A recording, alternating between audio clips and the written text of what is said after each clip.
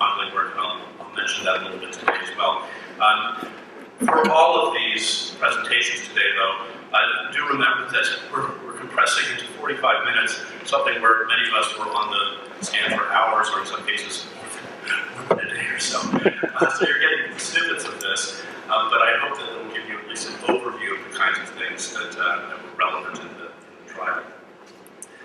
So my particular testimony was especially with regard to the nature of science. Philosophy of science deals with questions about what science is, the concepts of science.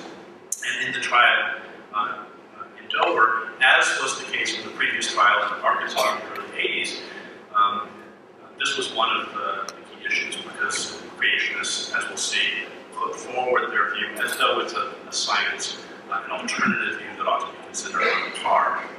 And so part of my job was to sort of show why it is that that wasn't legitimate. In my expert testimony, I also had some explanation about why it is that not only is it not science, but it's religion. And probably the thing that was most critical from my point of view in the preparation for the trial was thinking about how to do these two things together. In the Arkansas trial, the strategy was to list a number of criteria that something must be to be science. And that particular approach came under criticism afterwards because of what's called the demarcation criterion problem. And within philosophy of science, criticisms that you can't clearly say, here's a list of things necessary and sufficient conditions that draw a sharp line, a bright line between science and non-science.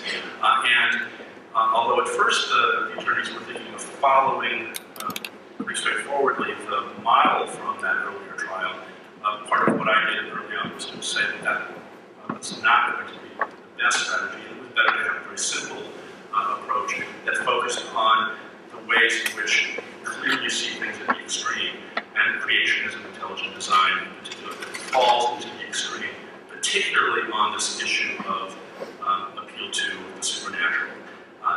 And sort of focusing our attention to that distinction rather than saying we're drawing a sharp line of demarcation, but simply saying this is so far out of bounds that it just doesn't count.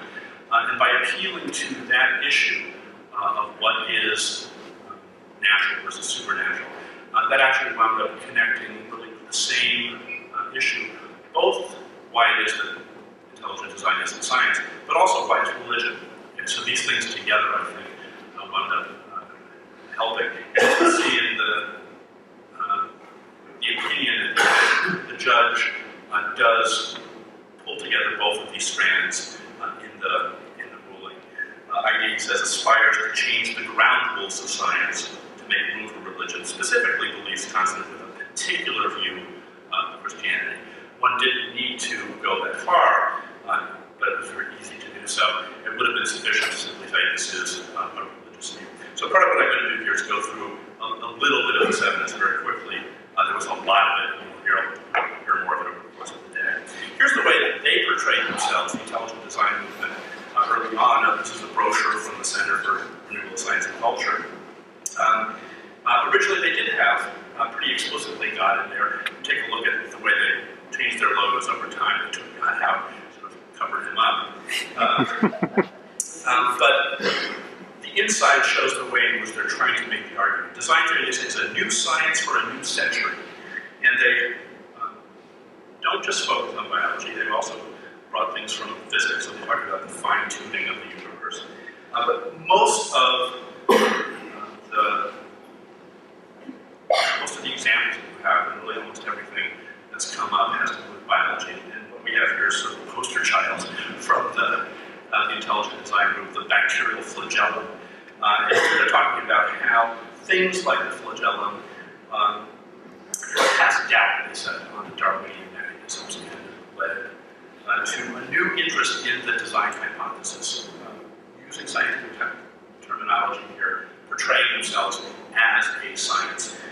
In the trial itself, the bacterial flagellum was brought up again and again and again, such that it became almost a mantra that that the judge himself commented upon. Yes, we have heard about that.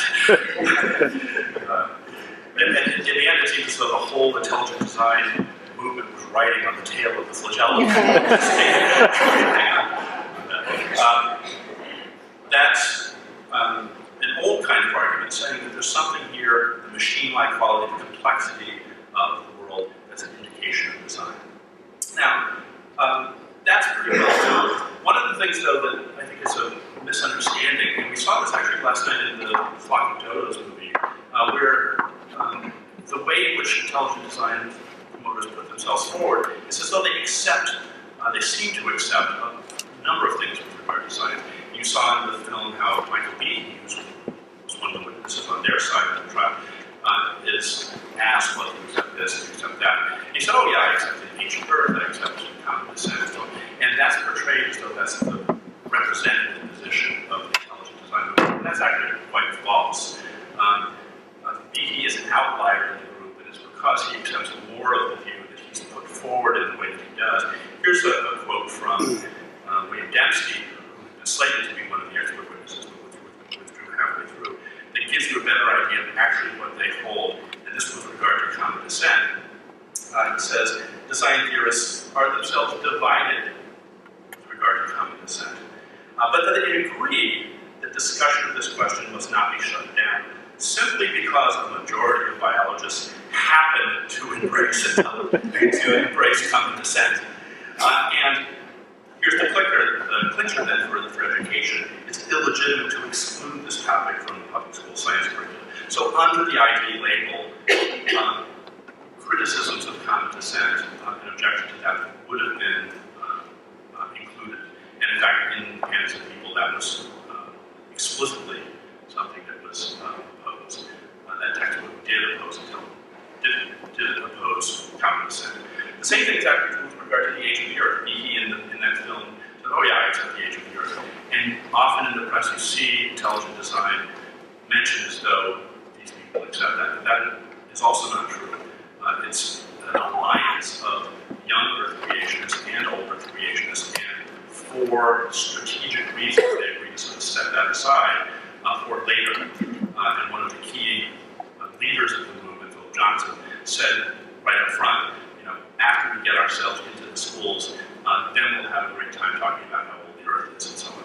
So it's very important, and key leaders in the movement are young creationists as well. So don't accept the way in which the propaganda puts this forward. He is not represented in that way. So here's how they want to portray themselves. Intelligent design, says Dempsey here, is a strictly scientific theory devoid of religious commitments. If you take a look at what they will write in op-ed pieces, this is the message that they want to get across. Nobody here but us scientists.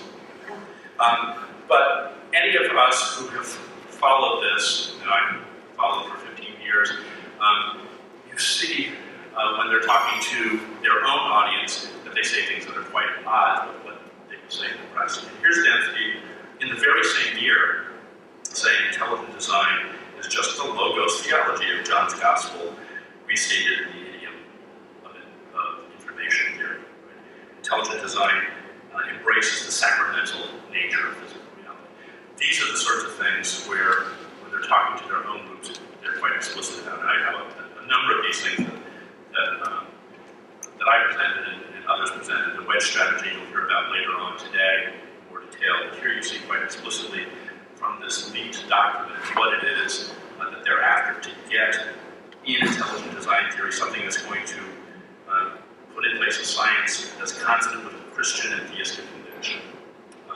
And this is one quote that I presented in the trial that I think is particularly important, where this is Philip Johnson, really the spearhead of the movement, saying, my colleagues and I speak of theistic realism as the defining concept of our movement. Okay? That sounds religious to me. Okay? We affirm that God is objectively real as creator, that the reality of God is tangibly recorded in the evidence accessible to science, particularly biology. When Behe was interviewed in the movie, he simply says that all we say is that we can detect design. Well, that's what they will say in those sorts of forums, that this is really the basis of the defining concept. So the religious nature of this, if you look carefully at the literature, is quite clear, and those were some of the things that we portrayed. The second thing was science. And here's something from Judge Jones' opinion in the end. It says it fails as science for three different reasons. One of them is that it fails with regard to just the ground rules of science. It was a phrase that came up a number of times.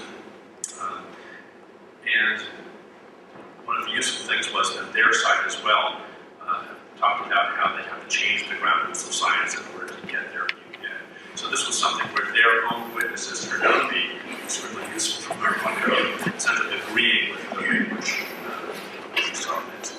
The argument for irreducible complexity, he says, is part of a contrived dualism that was the same as the creation science movement. And I'll talk about these two things in particular, one and two. The third one is that the negative attacks on evolution have been refuted. All of these things together were part of the argument that led to this conclusion that this is not science. Any of these would have been sufficient. I'm going to focus mostly on the first two, but really they're interconnected in various ways. So we'll start with the point about the ground rules of science. Here's a little warning. A technical term. Okay? This is not something that scientists themselves will speak of using this term, but philosophers of science have this notion of methodological naturalism. And what the term means is that science is characterized not so much by its findings, not so much by what it says about ultimate reality. That's not what science is about. What science is about is a particular method. It's a way of asking questions, it's a way of answering questions that has to do with empirical evidence. And what you may do as a scientist in confirming a hypothesis and explaining the phenomena that you see is to appeal to natural phenomena, things that you can test, things that you can literally get evidence for. And you may not appeal to things that are outside or potentially outside of any sort of supernatural possibilities. You have to remain neutral with regard to that because there isn't any way to test those sorts of things. Now, there's a huge literature on what this means, and obviously I'm giving you a 1-minute version. So, like any technical term within science, be aware that there's a lot that supports this. Use these terms with care. A little bit of technical knowledge can sometimes be dangerous. The key thing here to remember, though, is the difference between this as a methodological view and a metaphysical view. And this is a very, very important distinction to keep in mind because it's one that the creationists have always wanted to conflate. Accepting science as a methodological view is not the same thing as putting forward a metaphysical view about the ultimate nature of reality. Those are things that philosophers talk about, that theologians talk about, and we have our forms of argument and so on. But they're not scientific ones. Okay? Metaphysics, as practiced by philosophers and theologians, is not a scientific enterprise. And science, if it's careful in what it is doing, doesn't put forward its conclusions as metaphysical conclusions. It always puts them forward under the methodological constrictions. So that's an important difference to make. Which means to say that when we draw conclusions scientifically, we're not ruling out the possibility of God and so on. You can, for independent religious reasons, accept that many scientists, of course, do. Keeping those things separate is critical in order to be true to what science is.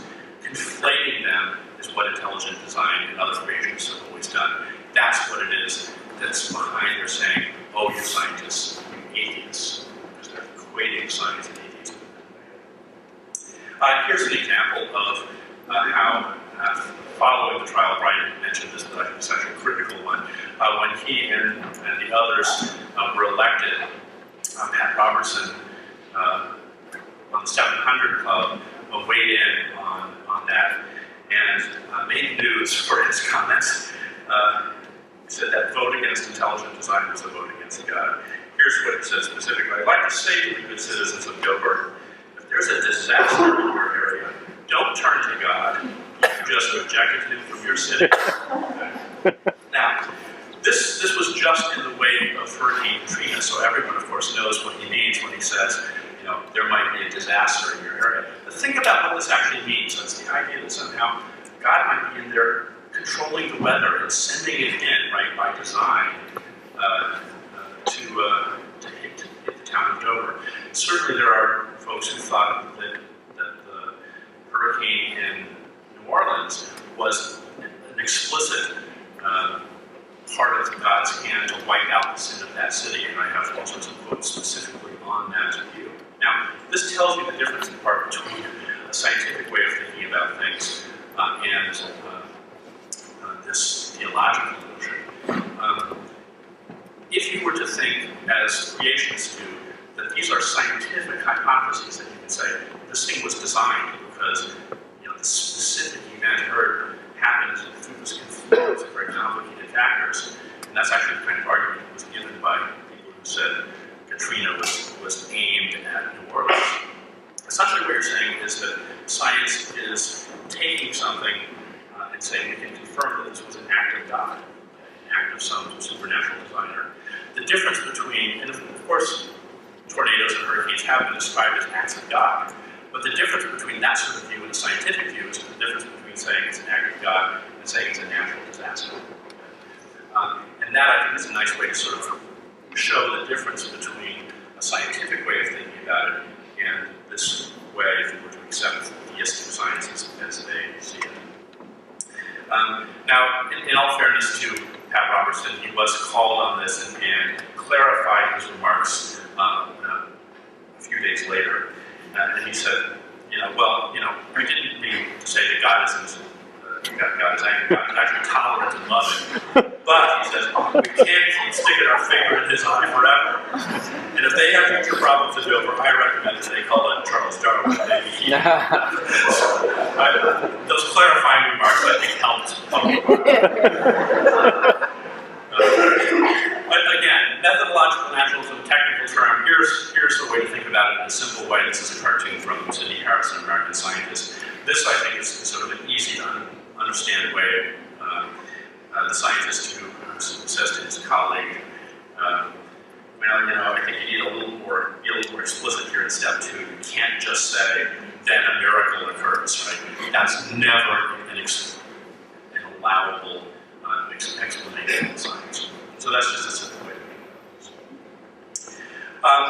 Often, intelligent design creationists will deny that they're saying anything about the supernatural, but in other circumstances they will admit it. So here's a quotation from Nancy Piercy, who's one of the co-authors of Pandas, in a recent book of hers, where she explicitly says a lot about design and how it started, and here, quite straightforwardly, it says that design theory demonstrates that Christians can sit in the supernaturalist chair. So, quite straightforwardly, saying that that's what ideas appeal to. And it's quite easy if you look at the content of their view to see how the design argument does in fact require this. They don't typically use the term anymore. They'll talk about non-natural, transcendent, other sorts of terms, but that's really the Judge Jones recognizes, and in the opinion said not one of the defense experts was able to explain how the supernatural action suggested by ID could be anything other than an inherently religious proposition. So here again, you sort of see how it is. The very same problem shows why it is that it's not science, but at the same time shows that it's religious. An objective observer would recognize this because it directly involves the supernatural design. Okay, now on to the second part about irreducible complexity, what he called it flawed and illogical, contrived dualism. Now there are actually a number of things combined into this, so I'll try to tease them out a little bit. But this notion of contrived dualism shows up in a number of ways. Here's something from Pandas and People, the textbook that was put forward in Dover, as to how it's going to present the material. It says this book will present interpretations of the data proposed by those today who hold the two alternative concepts.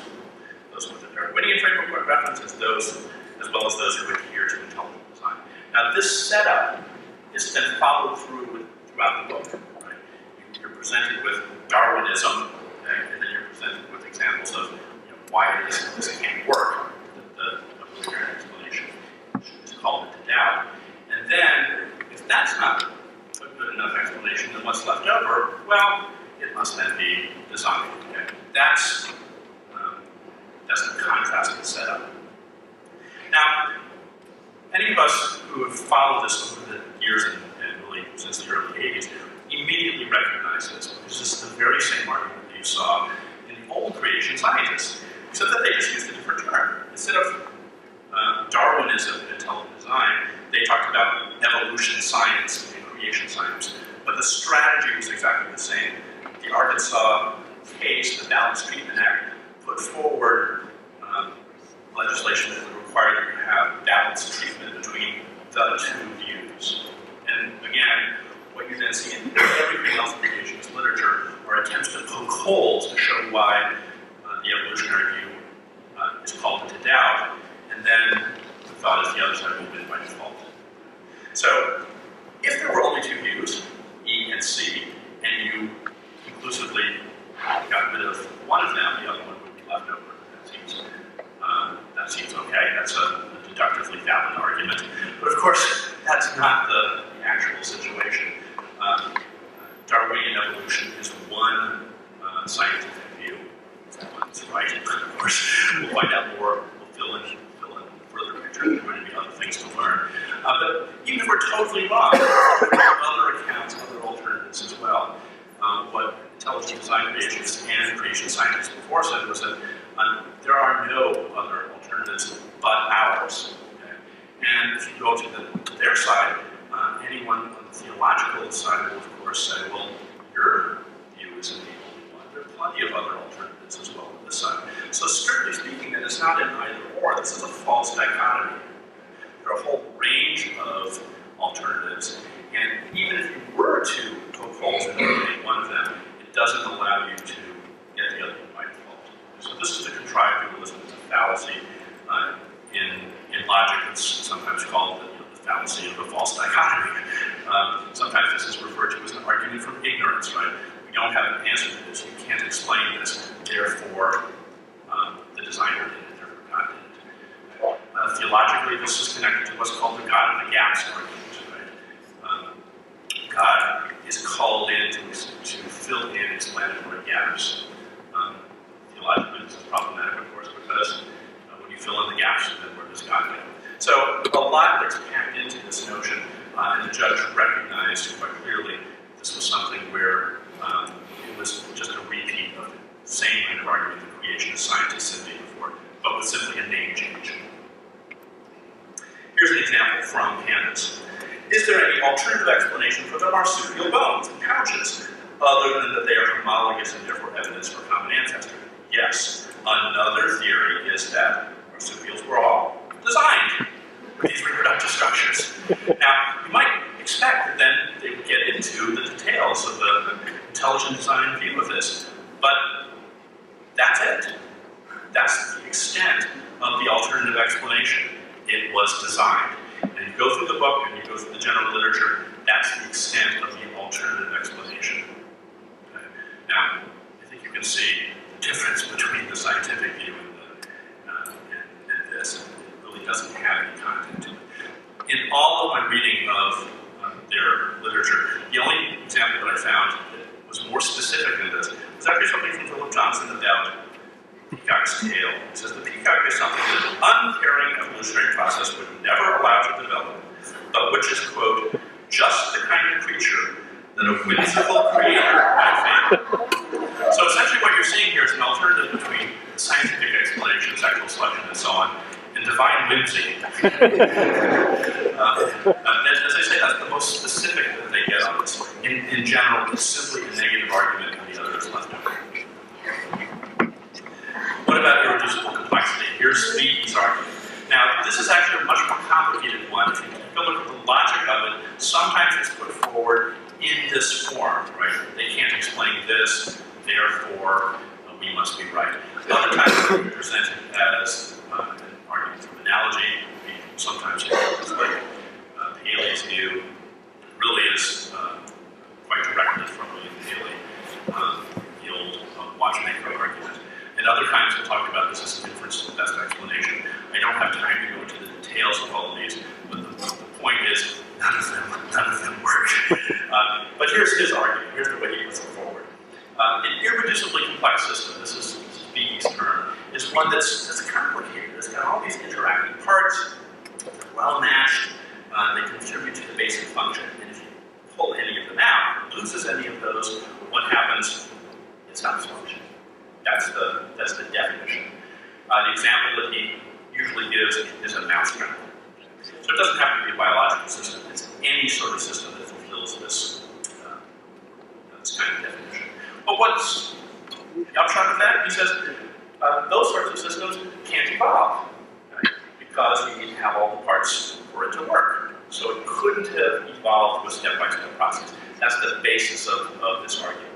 And then the claim is, well, you can't explain it, you evolutionists, you Darwinists, therefore it must have been designed. That's essentially what it is. Now, to say there are any number of problems with this, and if you go through the literature, you can see one after another. In Tower of Babel, in my book, I gave a counterexample to sort of show exactly how you could produce one of these using something that was analogous to Paley's watch example. And he actually did, in a subsequent printed reply to my critics, concede that I was right. And he said, there is a weakness in my definition, and asymmetry in the way that I've presented this definition, with a task faced by natural selection. He said, I hope to repair this defect in future work. He said that back in 2001, and I'm still waiting for him to repair that defect. This was something that was brought up in the trial. He was asked about this, and he still did not address the problem. So this is just one example. You can show how it is conceptually that you can get to these irreducibly complex systems in the end through a pathway that allows steps through other kinds of functions, through kind of scaffolding that is then lost. So in the end, something can be irreducibly complex. You can show how you can get this in a step-by-step fashion. So conceptually, the thing just doesn't work to begin with. Now, one can go through the particular examples that he gives, and you'll hear a little bit about that later. Let me just give you now the one example that I talked about in the trial, which is some work that myself and some of my colleagues at Michigan State, Schlinsky, Charles Ofria, and Chris Adami did. This is from a paper in Nature, where we use digital organisms, which are evolving computer organisms like viruses, that you can then use to test evolutionary hypotheses. So controlled experiments, you can watch them evolve. And one of the things that they can do is that they can evolve logical functions. They kind of have a virtual metabolism. And what we did in this paper was to see how it is that they can evolve these complex functions, and then watch through multiple trials and then going back, seeing whether Darwin's hypothesis was right. Darwin had said a number of things about how complex features can arise, and we're doing this for the first chance, testing this experimentally. Now, it actually turned out that the particular complex thing that we were looking at is whether they can perform a function called equals, taking two numbers, comparing them, outputting a number to show whether they're equal or not at every place. And this is a pretty complicated function to do within the system. And much more could they evolve? And in fact, gosh, golly, they did. We saw them evolve it. And the nice thing about the system is we can keep track of the full evolutionary history. And when something happens, you can go back and see how it happened. Literally, a complete fossil record of mutation by mutation. So what we can do now, after seeing that it evolved, is just go back and see how it happened. And a lot of very interesting things few unexpected things. But essentially, we can observe the process now. Now, this wasn't particularly part of the paper, but it's sort of a nice bonus that came out of it. It turns out that the equals function is an irreducibly complex system. Okay? You can go in, you can do knockouts and show that if you remove any of the instructions that lead to this, it breaks and it doesn't work. Okay? So this is a case where you have literally a complete observed step-by-step experiment to show the evolution of an irreducible complex system. So this was very nice. The way that the lawyers had me talk about this was to just introduce this very briefly and then force the other side to talk about this, ask me about it in cross-examination. So I got to happily talk about it in great detail on their time. So very, very clever. And for folks here, since we're at this this particular conference, I have an NSF grant that's taking the research platform and turning it into an educational platform, putting a graphical user interface on it, and it'll be ready for distribution next year for you to use in your biology classes, so students themselves can do experimental evolution. If you have a little more time, I can give you a demo here now, but I'm going to skip that and just a couple of screenshots. Essentially a population of evolving organisms in a virtual petri dish, where you can take a look at their characteristics, watching the population evolve. And then you can take any one of those organisms and look inside and see the instruction set and watch the instruction set execute, and essentially then see how it works. And then over time, you can compare one that couldn't do anything to one at the end that can perform this task, and you can see, hey, evolution works. And students who have done this in our beta tests have that kind of eureka moment and say, wow, I can see it happen. We have a postdoc if you want to come by, give you a little demo, or if we have time afterwards, I'm happy to show you that as well. So those were the kinds of things that related to the specific points. The last thing, though, is what's happened since then. And you'll probably notice, if you've seen this in the news, that talk of intelligent design in current flare-ups isn't appearing in the same way. They've changed the terminology. This actually was starting to happen even before Dover. And now they talk about not, we want to teach intelligent design, but rather we want to teach the controversy, where we want to have students learn about arguments for and against evolution, or to critically analyze evolution. It's a new strategy after they've realized that intelligent design is a term isn't working for them anymore. But it means that we can't rest on our laurels. And just to give you an example, in Michigan right now, although fortunately as of this week this session has passed, but this legislation was introduced to change the curriculum so the students would have to do this. Critically analyze scientific theories, including but not limited to the theories of global warming and evolution. Hey, this is a pretty clever red herring that's tossed in here, global warming as well. But of course, the key thing is critically analyze evolution. Students have to use the scientific data to assess the validity of these theories and to formulate arguments for and against. Now, when I went to testify for this before the legislature just a couple of weeks ago, the sponsor of the bill had brought in an intelligent design advocate, and essentially he gave all the standard intelligent design examples. He cited Johnson, he cited Behe, he cited Jonathan Wells, I mentioned yet. So under the rubric of critical analysis, not mentioning intelligent design explicitly, in fact denying it, in fact you get the very same content. So this is the thing that one has to watch out for now. The sponsor of this bill, Representative Molinar, says that this language doesn't require the teaching of intelligent design, but it leaves the decision up to local school boards. And if you look carefully at the wording from statements from Discovery, they say, oh, we don't recommend, we never advocate requiring or mandating this. But in fact, what they want to do is allow it. And that's what this kind of bill opens the door for. The two clips I have there are actually from the video put out by the Discovery Institute. The that's called How to Teach the Controversy Over Darwin Legally. It's essentially a little how-to video that says, here's the language to use, here are the arguments to make. In that entire video, they never once mentioned the term intelligent design. But they lead it in such a way that it opens the door, and what we have in this bill is an example of that script being followed. So this is the thing that one has to watch out for now. Now, fortunately, Judge Jones recognized that was already, in a way, getting started in the Dover policy. The Dover policy was an interesting hybrid between the old view of explicitly advocating intelligent design and the new one of saying they should learn about gaps and problems. And so in his decision, he had one more gift for us, where he says, IQ actors have sought to avoid the scientific scrutiny which we have now determined it cannot withstand by advocating that the controversy, but not IQ itself, at least not explicitly by name, should be taught in the science class. This tactic, he says, is at best disingenuous and at worst a canard.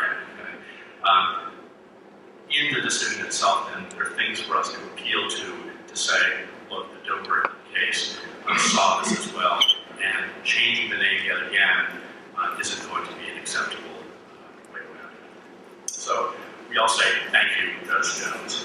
Leave it with just two words: intelligent design, not science. And then finally, Judge Jones' two words: breathtaking inanity.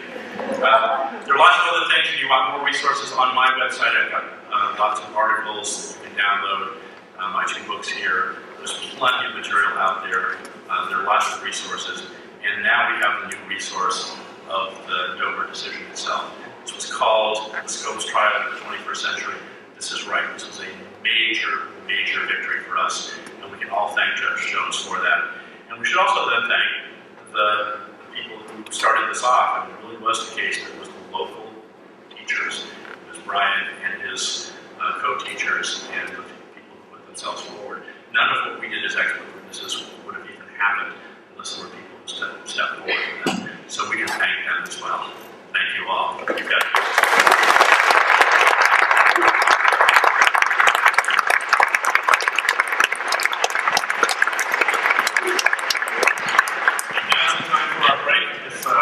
people have a couple questions, I'm happy to stay for take two to myself. Yes? So, about use of the term irreducible complexity in the scientific language. So, a lot of us have been working on essays for a lot of years, and there's a feeling that maybe if you just did it in your talk. So you said this system is irreducibly complex because when we break it, there's no intermediate. We'll talk about that in a minute here. Is it appropriate to use that term? I think not, but I'm wondering what your opinion is. Is it appropriate to use that term to describe those things, or is that sort of a distributing mold that entered into scientific literature? The term itself is a Bee's term. They wanted to enter as though this is a scientific term. I think it's problematic to use it in the way you were suggesting here, because he does have a very specific terminology here. And I didn't go into the details of this, but the definitions switch back and forth and are not consistent.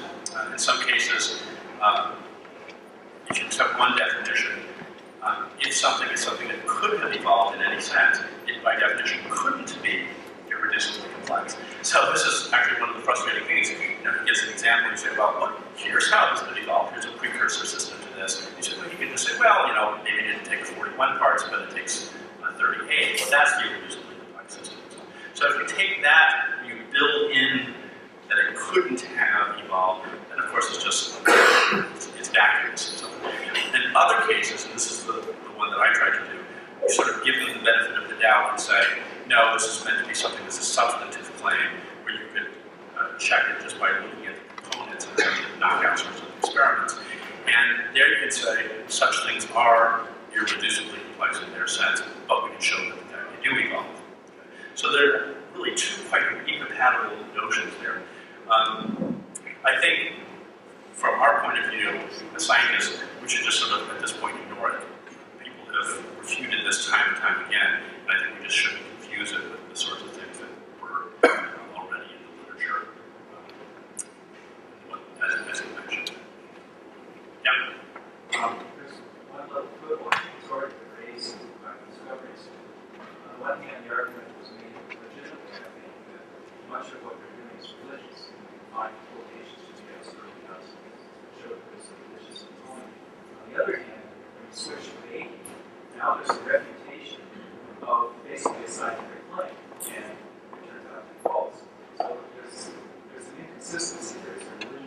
science. And I think that's probably going to go in the future. Yeah. Okay, so for those who didn't hear, a challenge that's been made from the Discovery Institute that, hey, you can't have it both ways. You can't say this isn't science and then come back and say, hey, we refuted it. Okay? So that's the way it sounds. But of course, that's not at all the way the argument works. And in fact, this was explicitly discussed in the trial. This was up in my testimony as well. The way the argument is put forward is actually combining a couple of things together. Okay? So in one sense, it's being put forward as though this is positive evidence for their designer. Okay? And if it's put forward in that way, fully understanding all their other commitments, that this is in fact something where it's a supernatural designer and so on, and we can demonstrate all of that, then this isn't science. Okay? If you reject methodological naturalism, this isn't science. But if you say, look, we'll accept methodological naturalism, and we just say, hey, you can't do this, evolution can't explain this, then what irreducible complexity is, isn't an argument for design, really it's just a challenge to evolution. Okay? And a challenge to evolution could be something from within science, but that doesn't make it an argument for design. And what we've done here is show that evolution can meet that challenge. Okay? It's another attempt to poke a hole. You're saying, here's something you can't explain. And one can do that if you're already assuming methodological naturalism. Then you can reply and say, hey, no, here's how we can do it. So that's the sense in which those are actually totally separate. And we're not having it both ways. Rather, we're saying, if you mean it in this way, that's to say, you're accepting scientific method, and this is a challenge, can we meet it? Yes, we can. That's fine. Okay? But that's not the same thing as rejecting scientific method, rejecting methodological naturalism, and then saying, this is an argument for the supernatural. And let me just give you an example to sort of show, even with my case, why that's so. What I've said is, we have explicitly observed the evolution of an irreducible complex system through the natural process. The way things work in our system is it's just random mutations that are heritable. The organisms have to self-replicate. They compete, so natural selection is what drives it. It's the full Darwinian mechanism, which they claim explicitly can't do it. And we can say, yes, it can. We can observe it. So if I say we've refuted irreducible complexity, I'm doing it under the assumption that this is methodological naturalism. What if I dispense with that? And I say, we don't have to follow laws of nature. We don't have to appeal to regularities, causal regularities. We can allow miracles. In that case, I cannot say that this has refuted it. Because in fact, although we didn't intervene and we watched it happen, I can't say that God didn't go into my computer and change the bits there and make these things by design come out to something that's irreducibly complex. So the moment you remove yourself from methodological naturalism, then I can't say that I refuted this. So that's the difference between the two views, and I think that their challenge there is really just blowing smoke.